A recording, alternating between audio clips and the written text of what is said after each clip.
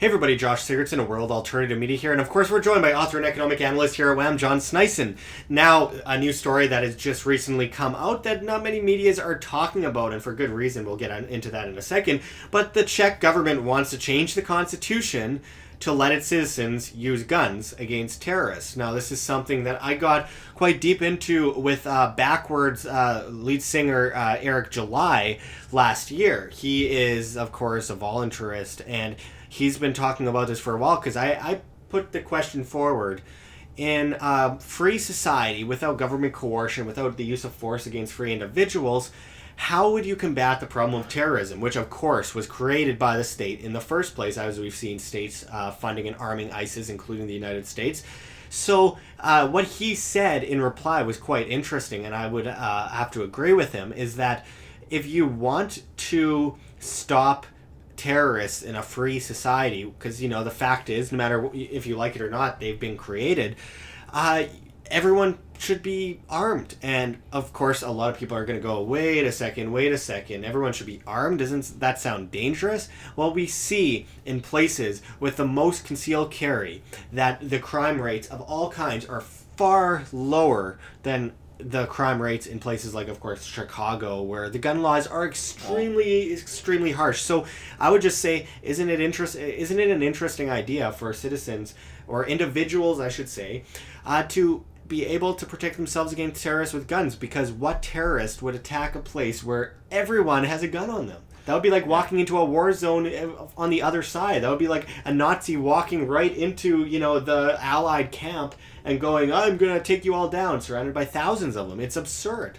Well, I don't know if you remember what happened in Texas. Yeah. Of all places, the attempted terrorist attack there, they didn't get very far other than trying to enter the building, and then they got shot, basically, because people could protect themselves. They were not, little people running around with their hands and fists, like, I'm going to punch that guy with AK-47 in the face, kind of attitude like that. That's not going to happen. You need to protect yourself against these man-made, government or secret institutions that, collude to create these terrorist organizations and issues. Absolutely. And it's not the first time that we had this. Nero, how he burnt down his palace, it was, and claimed it was terrorist. Or Reichstag. We've seen false flags across the board, and self-defense is the most vital form of self-sustainability, because when you are able to defend yourself, when you are able to build your own shelters, grow your own food, and of course ensure your wealth, as we often talk about, with sound money or something that's non-centralized, then you are ahead of the curve, and you will not be able to be taken advantage of and become subservient. Too many people these days become subservient to the state and to other cabal powers because they don't know how to control them, they don't know how to protect themselves, they don't know how to take care of themselves. But of course, this is actually a great idea, surprisingly put forward by a government. So, John, could you go into what the Czech Republic is doing? What exactly is the story? Yeah, let me just read out of the article itself, because I haven't had time to look too much into the legislation. But the Czechs can already obtain guns pretty easily. They must pass a test on gun knowledge that prove that they're 21 years or older, and have no criminal record, and use them to defend themselves and their property. So that's actually like a good one right there. Property. You mean that the government actually acknowledges property? Well, wow. I thought that actually, when you come to Canada, the property is not yours; it's the government's. Yeah, or the Queen's or whatever. Yeah, the Queen's. Yeah, exactly. More than 300,000 Czech citizens are licensed to own guns, and there are 800,000 more registered firearms in the country that has 10.5 million people. The proposed law would allow Czechs to shoot those guns in defense of the state during a terrorist attack, according to English language translation from Radio Praha. Well, I mean, this is very interesting, John. The Czech Republic, I'm not going to claim I know a lot about it. It's one of those countries that you don't really see them in the news a whole lot, so you don't really get the need to really do extensive research into the country itself. And I certainly haven't read the Czech Constitution. It says something that that gun rights wasn't firmly in there to begin with. But from my knowledge, Czechs also were, part of the old Soviet Union. They were involved there, and they're newly coming out of that. A lot of the Eastern countries in Europe want to get away from the massive government control. And there's a lot of people there that are old enough to remember the Soviet Union and how they took away the guns and how there were mass famines and death and, of course, the that's why evils you of have communism. legislation that are written like this. This is like complete, like the bill. They say it's not to introduce American style Second Amendment, but it's to protect yourself. That's what what gun ownership is all about, is to make sure that you are not like I'll give you an example because I come from Norway, where you're not allowed to protect yourself with gun. You can be a licensed hunter, of course, and have a gun, but other than that, you can't just go and buy a pistol or arms and just have it at home, because you have to have it in the very safe. It could take you forever to open it up while you're getting robbed. And there's been people that had to defend themselves. They weren't even shooting. They actually beat the crap out of a burglar. And what happened was the guy that beat up the burglar, he ended up in prison. So surprise there. That is what a collectivist point of view creates, and what it does. It creates these paradigms where the state is the one that needs to protect you, because you can't protect yourself. You're a stupid individual and you need to be controlled. Well, it's interesting. I think that the people of the Czech Republic are kind of pushing now towards maybe next step, abolishing the state. I don't know, maybe self-sustainability, complete voluntarism. View. Oh, it's extreme, right? I mean, it's amazing that people will say, well, there's a lot of bad people out there, so how could we put ourselves at risk of being attacked? And it's like, well, what about you're worried about everyone being free or everyone having control of themselves, but you're not worried about the state, this small group of people that are obviously just trying to create a collectivist union in order to be able to enforce their will on people and push people into servitude. You're not worried about that. You're not worried about the fact that there is this dangerous state that's telling you at the barrel of a gun what you can and cannot do. I think it's much more dangerous to allow a few people to control you than let everyone control themselves. And of course, I stand firmly by the non-aggression principle as an ANCAP and a voluntarist, and of course with libertarian sympathies, because if there's going to be any state at all, I mean, the best you can have is libertarianism, because it's as small as you can get it. But I really do think that this is a step in the right direction. Now, if only more countries can do this. Of course, we're not going to see that until we see more information get out there and more people get educated, because the people in the Czech Republic actually have the experience of dealing with the Soviets.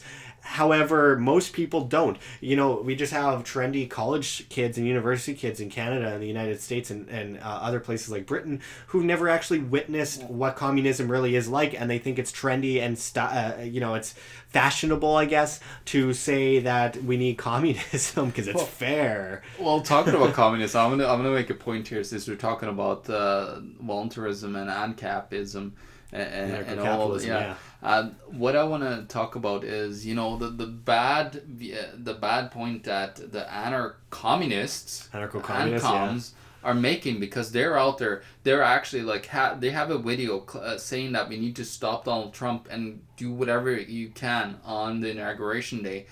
So they're making a horrible name for anarchy. They tried to make that scary as hell for people, that you can have any form of anarchy. It's just complete chaos. You have the Purge, those videos, trying to scare the crap out of people. These are ANCOMs that were largely supporting Hillary Clinton. I mean, they're not anarchists. They are basically collectivists that they think, well, we don't want a boss. We don't like people freely exchanging goods and services, or goods for services. They say that's wrong. We don't want a boss. That's oppression, even though it's voluntary. Yet they'll be like, well, we are going to have this massive collectivist empire that tells you can't, have a boss.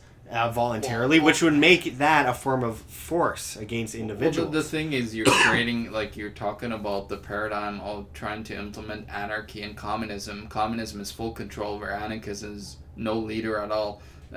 It doesn't fit together to me when it comes doesn't. to me. We've gotten a little bit off track, but I feel like this is an important story to talk about. Of course, we probably scared away a few people at this point, but thank you if you're still watching this video. We often do that, if we were all about the views, we would just say the story as it is and not kind of build off of it. But I think it's important to talk about how important freedom is and why we need to educate people about freedom and why these things can lead in a really good direction. People will go, well, guns, they are loud and scary. They're loud and scary. Gun lobby pushing them to make a whole bunch of money. And most of these people that are so scared about guns have never shot a gun either, and they have no idea. You know what? I'll tell you. I see like people all the time that shoot the gun for the first time. It's one thing. It has nothing to do with aggression or anything. It's just the safety that you feel, and it's a little bit of fun. I like shooting targets. It's a lot of fun. It's a little bit of competition. It's a lot of fun. It's all about just learning how to handle it properly. So you just make sure that you're safe, and no idiots is gonna come and steal anything from you. I actually just saw a video. I gotta mention this before we finish the video. I saw a video that showed Chicago by night, and it sounded like there were several like army vets that just said like, this sounds like Afghanistan, for crying out loud. Yeah, I think it's about time that we get a grip and realize what the real evils are, and that is the state. You're worried about free individuals with guns, but you're not worried about a government with guns that push you into servitude on purpose through collectivist powers and make sure that you beg on your knees for scraps of food as you die in a gutter. That is the eventual... absolutely. Gun-free zones. Gun-free zone. It's the eventual reality, the inevitable reality behind every collectivist society that's slowly getting bigger because collectivism begets collectivism. It just gets bigger. It grows. It always does.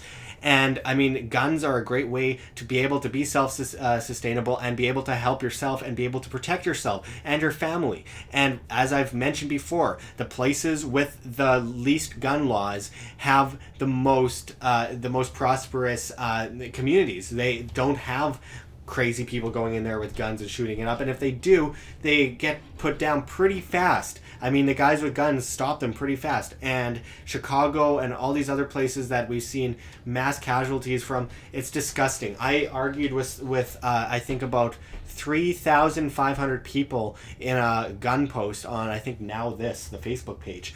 I just kept commenting. I replied to everyone. People were sending me comments. I debunked everything they said.